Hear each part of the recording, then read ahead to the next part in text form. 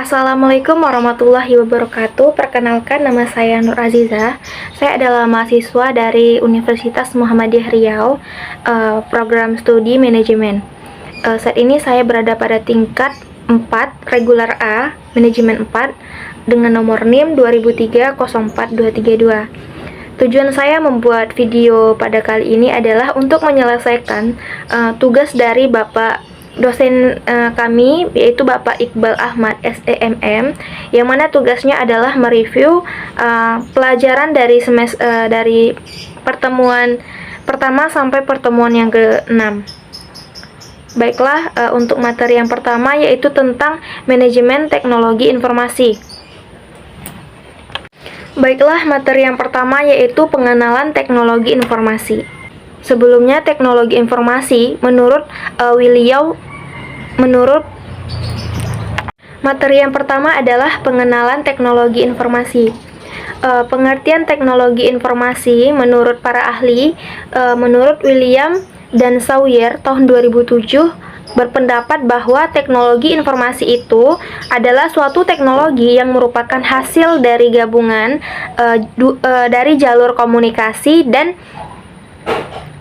dari jalur komunikasi berkecepatan tinggi dengan komputasi atau komputer, yang mana jalur komunikasi tersebut membawa video, suara, dan data. Sedangkan menurut McCone tahun 2001 berpendapat bahwa teknologi informasi memiliki acuan pada teknologi yang memiliki kegunaan untuk dapat menggunakan, menukar, menyimpan, dan membuat informasi dalam macam-macam bentuk. Nah, di sini kita harus tahu perlunya teknologi informasi itu apa. Yang pertama,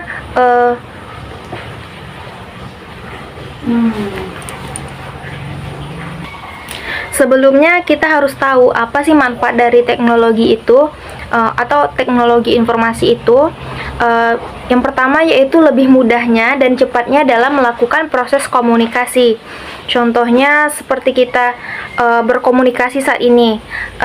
Saat ini sudah ada yang namanya internet, yang mana kita lebih mudah komunikasi dalam jarak jauh dengan cepat.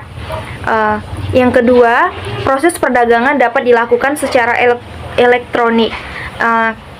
Bisa kita ambil contoh seperti Shopee. Kita tidak perlu jauh-jauh datang ke Surabaya untuk membeli barang dagangan yang ada di Surabaya. Kita bisa belanja melalui online dan diantarkan melalui kurir.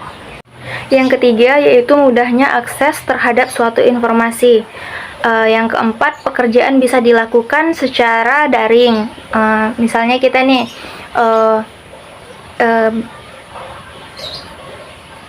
contohnya kita bekerja di kantor.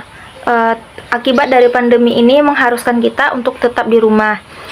Banyak nih seperti yang kita lihat, pekerjaan-pekerjaan kantor dilakukan melalui meeting Zoom atau secara daring atau video call, dan tidak mengharuskan datang ke kantor.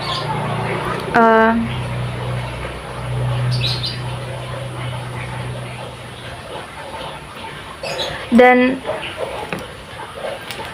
selanjutnya yaitu penyebab suatu teknologi informasi ini menjadi sangat diperlukan juga dikarenakan akibat tekanan dari persaingan bisnis.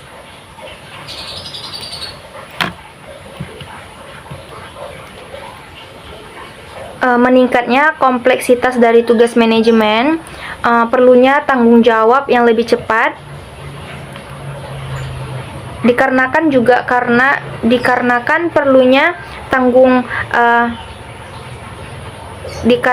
perlunya waktu tanggap yang lebih cepat, dan yang terakhir itu adalah pengaruh dari era globalisasi. Selanjutnya yaitu ada sistem informasi atau SI. Menurut Sid pada jurnal Computage and Business volume ke-7 tahun 2013, sistem yaitu kumpulan elemen-elemen yang terkait dengan tujuan akhir, yaitu tercapainya suatu tujuan. Sedangkan informasi menurut Romney tahun 2014, informasi merupakan data yang diolah agar dapat dipermudah dalam melakukan pengambilan suatu keputusan.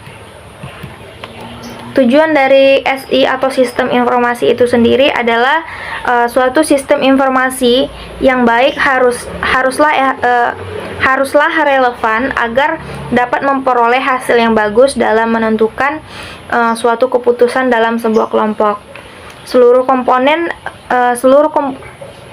komponen sistem informasi dan data-data harus memberikan hasil yang bermanfaat sekurang-kurangnya sebanyak pengeluaran yang telah dilakukan.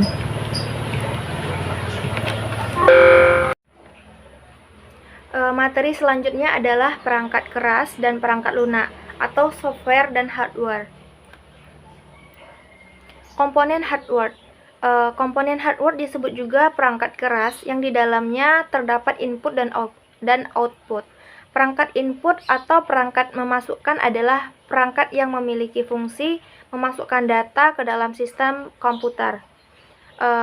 Ada beberapa contoh dari hardware atau perangkat keras. Yang pertama itu ada keyboard komputer. Keyboard komputer di sini adalah perangkat keras yang digunakan untuk mengetikkan huruf, simbol maupun sejenisnya. Yang kedua yaitu adalah mouse. Mouse adalah perangkat kecil yang berguna untuk menggerakkan pointer dengan lebih efisien. Yang ketiga yaitu mikrofon. Mikrofon itu adalah perangkat yang digunakan untuk memasukkan suara agar dapat diproses oleh sistem komputer.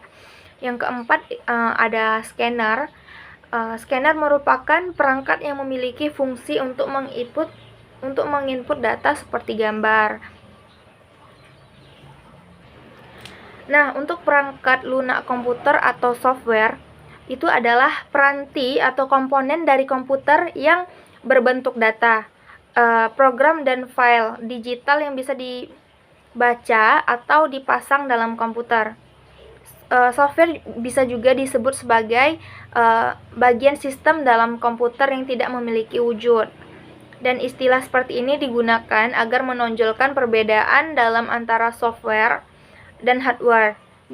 Jadi di sini kita bisa membedakan perbedaan software dan hardware itu apa.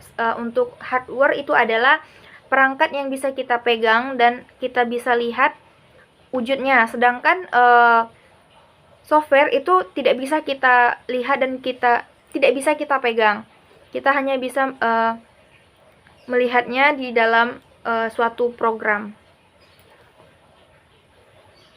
Nah, contoh-contoh dari perangkat lunak atau software itu ada beberapa hal yang akan saya sebutkan. Yang pertama yaitu perangkat lunak sistem operasi. Yang kedua perangkat lunak driver. Yang ketiga perangkat lunak aplikasi. Yang keempat itu adalah bahasa pemrograman. Yang keempat yaitu adalah bahasa pemrograman. Materi selanjutnya adalah tentang data, pengetahuan, dan penunjang keputusan. Yang pertama yaitu pengambilan keputusan di level manajemen. Pengambilan keputusan merupakan suatu hasil dari proses mental atau kognitif yang membawa seseorang. Pengambilan keputusan merupakan suatu hasil dari proses mental atau kognitif yang membawa seseorang yang terlibat ke dalam pemilihan sebuah rangkaian aksi dari beberapa alternatif pemecahan masalah yang ada. Semua proses pengambilan keputusan tentu menghasilkan satu keputusan final. Tipe-tipe pengambilan keputusan itu ada 3. Yang pertama yaitu adalah pengambilan keputusan secara struktur. Merupakan keputusan yang pertama yaitu secara terstruktur. Terstruktur merupakan keputusan yang rutin sehingga dapat membentuk sebuah program penyelesaian. Keputusan ini terjadi dan dilakukan terutama pada manajemen tingkat bawah. Contohnya, contoh kasusnya yaitu manajer produksi dari PT Araya selalu rutin melakukan kegiatan setiap awal bulan, yaitu dengan membeli bahan baku untuk persediaan perusahaan. Yang kedua yaitu setengah terstruktur. Yang kedua yaitu setengah terstruktur, yang mana perpaduan antara keputusan terstruktur dan tidak terstruktur. Keputusan ini umumnya bersifat rumit dan membutuhkan analisis serta pengamatan yang terperinci. Contoh kasusnya yaitu Pak Lewis adalah seorang manajer keuangan di PT Cakrawala. Pekerjaan pada divisi keuangan mengharuskan beliau untuk lebih cermat dalam menginvestasikan serta mengelola keuangan perusahaan tersebut.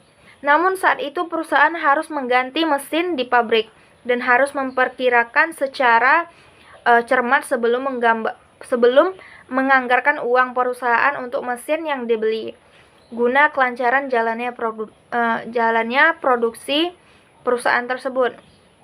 Pak Lewis harus memutuskan untuk menganggarkan uang perusahaan secara lebih cermat lagi. Keputusan yang terakhir yaitu tidak terstruktur. Keputusan ini merupakan keputusan yang tidak dapat diprogram dan tidak selalu dapat terjadi. Keputusan ini biasanya terjadi dalam manajemen tingkat atas. Contohnya, Pak Anton adalah seorang presiden direktur PT 8 Jaya. Ia harus mampu mengambil keputusan dengan cepat dan tepat demi kelangsungan perusahaannya. Pengambilan keputusan yang diambil haruslah berdasarkan pada informasi pasar yang harus selalu ditelusuri dan diapresiasi. Nah, pada umumnya suatu organisasi memiliki hierarki manajemen. Secara klasik hierarki ini terbagi atas 3 tingkatan, yaitu manajemen puncak, yang kedua manajemen menengah, dan yang ketiga manajemen operasional. Selanjutnya adalah sistem penunjang keputusan atau Decision Support System atau disingkat dengan DSS. Dalam pengambilan keputusan ada suatu sistem yang disebut sebagai sistem penunjang keputusan, yaitu yang sering kita sebut dengan DSS. Sistem penunjang keputusan ini merupakan sistem yang dapat membantu pada saat pengambilan keputusan dalam bisnis ataupun organisasi. Sistem penunjang keputusan dapat digunakan pada tingkat manajemen, operasi, dan perencanaan. Sistem penunjang keputusan ini dapat berupa komputer atau tenaga manusia, atau bisa dikombinasikan antara dua ini. Yang terakhir yaitu data, informasi, dan pengetahuan. Data adalah bentuk informasi dengan bahasa tertentu yang telah diolah secara efisien. Dapat berupa subjek tunggal maupun subjek plural yang digunakan dalam suatu proses tertentu. Contoh data dapat berupa lembar absensi mahasiswa dalam suatu perkuliahan. Kemudian informasi. Informasi adalah hasil dari data yang telah diproses informasi adalah hasil dari data yang telah diproses sedemikian rupa sehingga dapat memberikan pengetahuan kepada orang yang menerima informasi tersebut. Informasi dapat dikatakan sebagai data apabila informasi tersebut dimasukkan ke dalam komputer, dan jika data tersebut telah diproses, maka keluarannya akan bisa dikatakan sebagai informasi lagi. Informasi didapatkan dengan cara mengumpulkan sekumpulan data dan merubah menjadi sesuatu bentuk yang memiliki makna.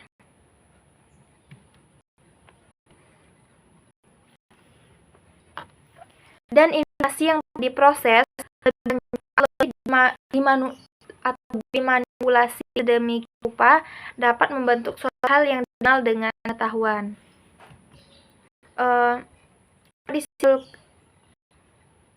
Jadi informasi adalah kumpulan dari suatu data.